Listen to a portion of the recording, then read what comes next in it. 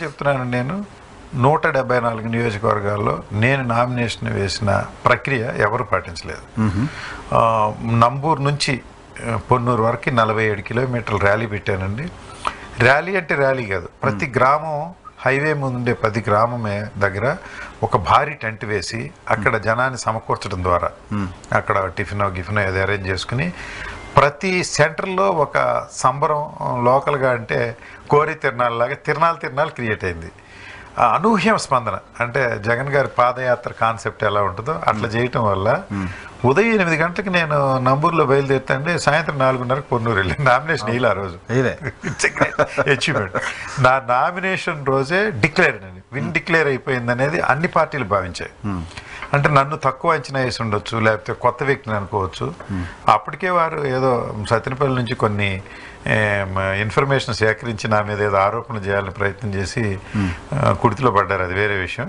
అక్కడ చెప్పేవాళ్ళు కూడా మెరిట్స్ డిమెరిట్స్ రెండు చెప్తారు. అతను ఉంటే అంత తేలిక కాదయా, మీకు అట్లా కనిపిస్తాడు, నిదానంగా ఎలక్షన్ బాగా చేసుకుంటాడు, అందరినీ ప్యాంపర్ చేసుకుంటాడు, చక్కగా ట్రీట్ చేస్తాడు అనేది వాళ్ళకి చెప్పినట్టున్నారు. అప్పటి నుంచి ధూళిపాళ్ల నరేంద్ర గారు బాగా డిఫెన్స్లో పడ్డారు. వారి తర్వాత ప్రచారానికి కూడా రాలేదు చాలా కాలం. అవునా? మరి ఆరోగ్య రీత్యా రాలేదని అంటారు. మరి నేను అనుకోవటం ఇంకా ఈ ధనము ఇవేమో ఇవన్నీ అనవసరం అనుకుని మానేశారని చాలా కాన్ఫిడెంట్గా ఉన్నారు. నేను చాలా ఛాలెంజ్ విసిరేవాడు, కానీ ఆయన ఎప్పుడు నా ప్రశ్నకు సమాధానం చెప్పలేదు. మేబీ ఆరోగ్య కారణాలు లేకుంటే ఈ ఎన్నికలు ఒకసారి వదిలేద్దాంలే, ఇది తిరిగి గెలవం, ఈ ధనం అంతా ఏమంతా ఎందుకు అనుకున్నారు, ఈజీగా గెలవచ్చు అనేది ఎందుకులే గెలవం వదిలేద్దాం అనే దాకా తీసుకెళ్లారా? తీసుకెళ్ళిన మాట వాస్తవం. అది ప్రస్ఫుటంగా మీకు చూద్దాం. 4వ తారీఖు. సరే, ఏంటి మాచర్ల గొడవలు, ఏంటి మీ జిల్లాలో ఆ స్థాయిలో గొడవలు ఎందుకు అవుతున్నాయి? నేను ఒక విషయం ఏంటంటే, ఎన్నికల కమిషన్ అనేది ఇటు వైఎస్ఆర్ కాంగ్రెస్ పార్టీని, అటు తెలుగుదేశం పార్టీని, మరో పార్టీని కంట్రోల్ చేసే ఒక రాజ్యాంగ సంస్థే కాదండి. ప్రజల యొక్క ఓటు హక్కును పరిరక్షించాల్సిన బాధ్యత మొదటిది. ప్రతి వ్యక్తి యొక్క ఓటు హక్కుని పరిరక్షిస్తే ఎన్నికల కమిషను పార్టీల గురించి పెద్దగా పట్టించుకోవాల్సిన అవసరం, ఆటోమేటిక్గా కరెక్ట్గా ఉండేది. It is declare that all parties are good. ఇక్కడ జరుగుతున్నది ఏంటంటే, పార్టీలే ఎన్నికల కమిషన్కి దిశ మార్గదర్శకత్వం వహించినట్టుగా కనిపిస్తుంది. అసలు సింపుల్ ఫెనామినా అండి. నేను అనేది ఏంటంటే, అంతకుముందు స్మూత్గా ఉంది. ఎన్నికల కమిషన్ కొన్ని అర్ధాంతర ట్రాన్స్ఫర్లు చేసింది, ఎస్పీలని కలెక్టర్ని. చేసిన తర్వాత గొడవలు బిగినాయి. కరెక్ట్, చేసిన ప్రాంతాల్లోనే బిగినాయి. అంటే ఇది కాన్స్పిరసీ అండి, ఇది 100% కాన్స్పిరసీ. ఎన్నికల కమిషన్లో కొంతమంది వ్యక్తులు, పోలీసుల్లో కొంతమంది వ్యక్తులు, తెలుగుదేశం అధిష్టాన వర్గం నుంచి బీజేపీలో ఉన్న పురంధరేశ్వరి గారి ద్వారా జరిగినటువంటి ఈ ప్రక్రియలో వాస్తవంగా ఎన్నికల కమిషన్ అలా చేయడం అనేది చాలా నిరసన తెలియదగిన విషయం అండి. ప్రజాస్వామ్యంలో ఇలా జరుగుతుందని అనుకోను.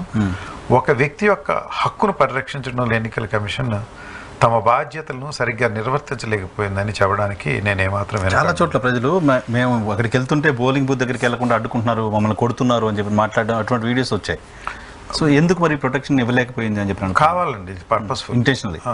మీకు ఇక్కడ ఒకటి విషయం ఏంటంటే అండి, పోలీసు అక్కడ ఉన్నటువంటి పోలింగ్ సిబ్బంది వీళ్ళందరూ ఎన్నికల కమిషన్ మిషనరీ. వీళ్ళిద్దరు మిస్లీడ్ చేశారు. ఇద్దరు మిస్లీడ్ చేశారు. పోలీసు అక్కడ ఉండే పర్టికులర్ పిఓల్ని వీళ్ళు ధనం కురిపించడం ద్వారా తెలుగుదేశం, లేకుంటే వారికి అనుకూలమైన వ్యక్తుల్ని తీసుకొచ్చి పోస్టింగ్ చేయించడం ద్వారా చేశారు. క్యాడర్ని రెడీ చేసుకున్నారు. ఇప్పుడు వైఎస్ఆర్ కాంగ్రెస్ పార్టీ జగన్మోహన్ రెడ్డి గారు సిద్ధం అంటే ఎప్పుడు ఓటేద్దామని ప్రజలు సిద్ధంగా ఉన్నారు. వాళ్ళు ఇది కాదు, వాళ్ళు బాంబులు పట్టుకుందామా కత్తులు పట్టుకుందామా అని జనాన్ని తయారు చేశారు.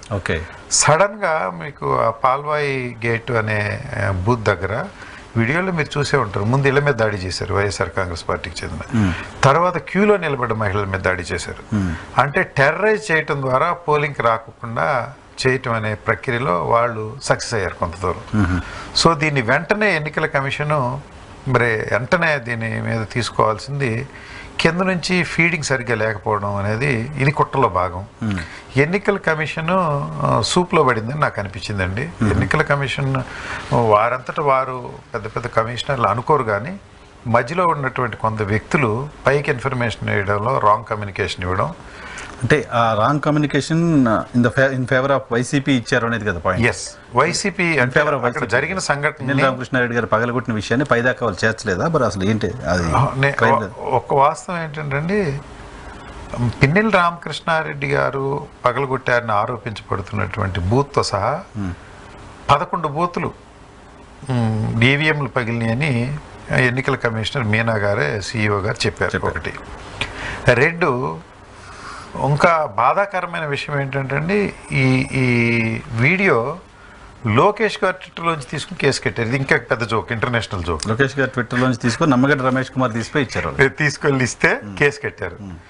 అంటే దిస్ టోటలీ కొల్యూడెడ్ అండి. అంటే వాళ్ళ దగ్గర ఉండే రోడ్ మ్యాప్లో ఎవరి మీద కేసు పెట్టాలి, ఎవరిని ఎప్పుడు రెచ్చగొట్టాలి, మన వాళ్ళని ఎప్పుడు వదలాలి, పోలింగ్ క్యూ మీద ఎప్పుడు దాడి చేయాలనేది వాళ్ళంతా రెక్కి చేసుకుని పెట్టుకున్నటువంటి. అదంతా ఓకే సార్, ఎవరు ట్విట్టర్ నుంచి తీశారు, ఎలా కేసు కట్టారు పక్కన పెడితే పగలగొట్టింది అయితే నిజం కదా, పగలగొట్టడం అయితే క్రైమ్ కదా, పగలగొట్టడం అయితే సరైనది కదా. అంటే నేను చెప్పాలనేది ఏంటంటే వీరు పగలగొట్టింది చూడటానికి పెద్ద నేరంలాగా కనిపిస్తుంది. ఎన్నికల నియమావళిలో చాలా గొప్పగా కనిపిస్తుంది. ఇది టోటల్గా చిరంజీవి గారి డైలాగ్ ఉంది, ఈ బాక్స్ పగులుద్దని, అంత తేలిగ్గా తీసుకున్నారు. కారణం ఏంటంటే వాళ్ళ దగ్గర ఆ మైక్రో కంట్రోలర్ చిప్ ఉంది కనుక ఓటింగ్ జాగ్రత్తగా ఉంది, అందువల్ల ఈ డబ్బా పగిలిన పర్లేదు, ఇంకో డబ్బాలు ఇది గుచ్చితే వస్తుంది అనేది వాళ్ళకు ఉండేది ఒకటి. రెండు, ఎలక్షన్ కమిషన్కి ఇక్కడ ఉన్నటువంటి పిఓ అసలు రిపోర్ట్ చేశారా లేదా అనేది కూడా ఒక డౌట్. ఒకటి, లైవ్లో వాళ్ళకి వెబ్ కాస్టింగ్లో ఉన్నప్పటికీ కూడా ప్రతి దృశ్యాన్ని ఎలక్షన్ కమిషన్ హై స్థాయిలో చూడటానికి అంత అవకాశం ఉండకపోవచ్చు టైం ఫ్యాక్టర్లో. రిపోర్టింగ్ కూడా లేదు. దిస్ ఈజ్ కొల్యూజన్ ఒకటి. రెండండి, వాళ్ళ ఉద్దేశం ఏంటంటే ఇక్కడ ఆల్రెడీ మనం గుద్దేసుకున్నాము, ఈ మైక్రో కంట్రోలర్ వల్ల మళ్ళీ ఇంకో చిప్లో పెడతాం కనుక ఇక్కడ ఇబ్బంది లేదనుకున్నారు. మిగతా చోట్ల కూడా అలాగే దాచారంటే అన్ని చోట్ల వారికి అనుకూలంగా జరుగుతుందని.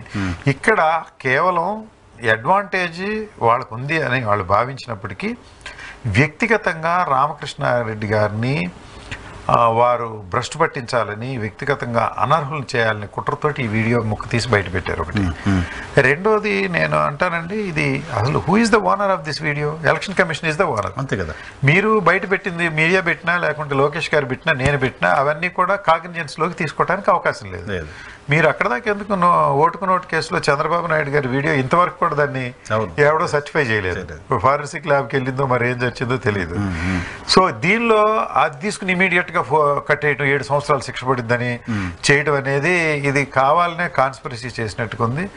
ఎన్నికల కమిషన్ వారు నేను చెప్పాలనేది ఏంటంటే ఇటు వైఎస్ఆర్ కాంగ్రెస్ పార్టీకి ద్రోహం చేశారా, తెలుగుదేశానికి ఫేవర్ చేశారా అనే పాయింట్ కంటే ముందు కూడా వ్యక్తిగతంగా ఒక ఇండివిజువల్ ఫ్రాంచైజ్ ఓట్ హక్కుని మీరు కాపాడలేకపోయినందుకు ప్రజాస్వామ్యంలో ఇది పెద్ద నల్లమచ్చ ఆంధ్రప్రదేశ్లో ఎన్నికల కమిషన్.